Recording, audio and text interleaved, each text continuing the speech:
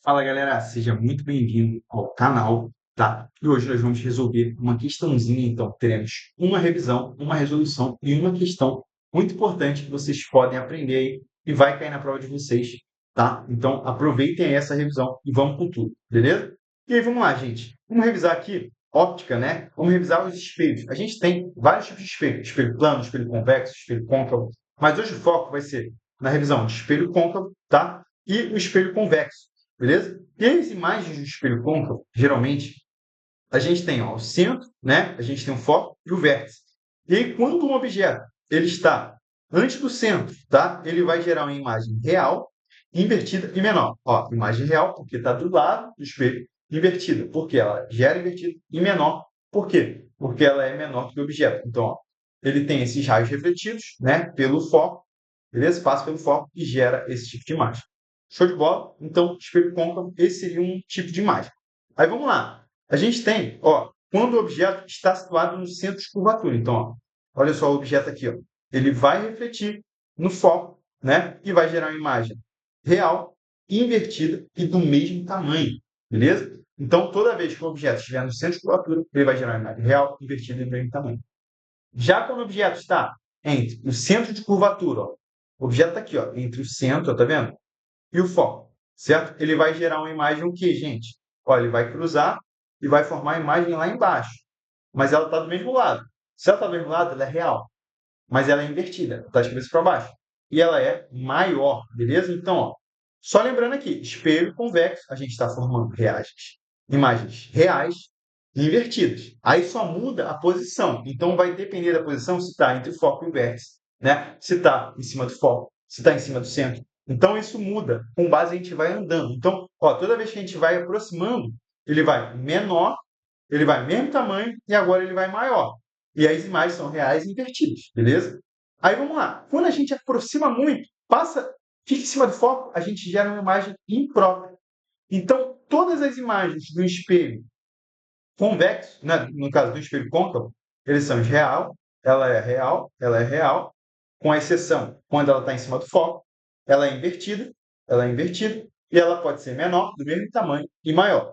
Já o espelho, né? No caso, ó, quando a gente tem uma imagem situada entre o foco e o vértice, ó, aí, gente, ela vai ser virtual, porque ó, os raios dela vão passar para trás do espelho, né? Então ela vai ser virtual, direita, por que direita? Porque ela está na mesma posição, né? E maior, por quê? Porque ela está, nesse caso, maior do que a imagem. Então, isso é o único exemplo de espelho côncavo, que é uma imagem, né, direita e maior, beleza? E virtual. Então, todas as outras são reais invertidas, maior, menor, mesmo tamanho, ou pode ser uma imprópria, beleza? E já o espelho convexo, tá? O espelho convexo, gente, a gente só tem uma característica, tem um tipo de espelho, né? Que ela sempre vai ser virtual, porque ó, ela tá aqui, ó, espelho convexo. Então, ó, olha só, ela vem aqui, né? Ela vai formar uma imagem virtual, por quê? Ela vai ser de trás do espelho, beleza? Ela é direita, porque ela está na mesma direção, tá? E ela vai ser menor, beleza? Então, isso é um exemplo muito bom para vocês gravarem de espelho convexo. E aí, vou botar aqui para vocês um exemplinho rapidinho, tá? Então, ó, espelho côncavo, tá vendo? Espelho côncavo, imagem dentro. Olha o espelho côncavo aqui, ó, também. Espelho de maquiagem, espelho de dentista.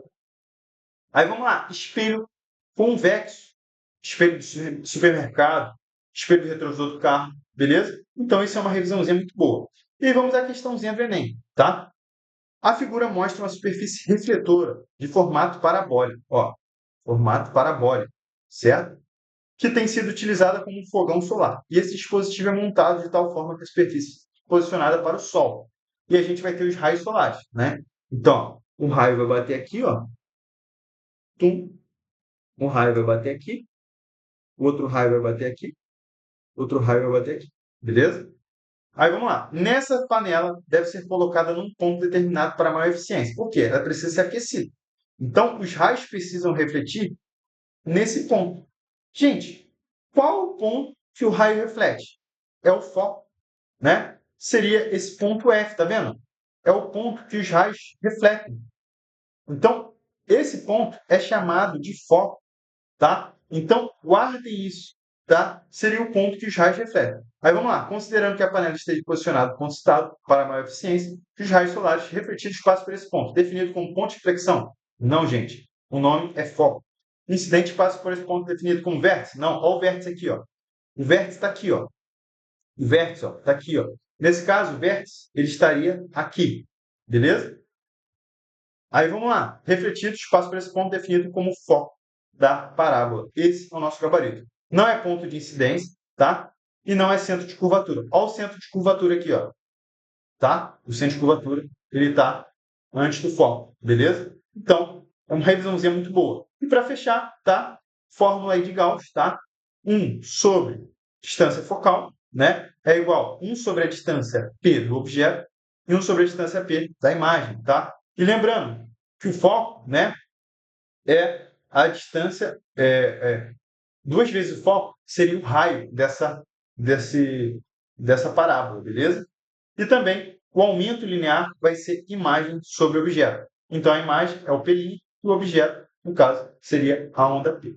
Beleza? Então, se vocês gostaram dessa revisão e querem revisar muito mais, entre no nosso curso de revisão, que a gente vai revisar muito até a prova do Enem. Então é isso, um forte abraço. Valeu, galera. Tamo junto.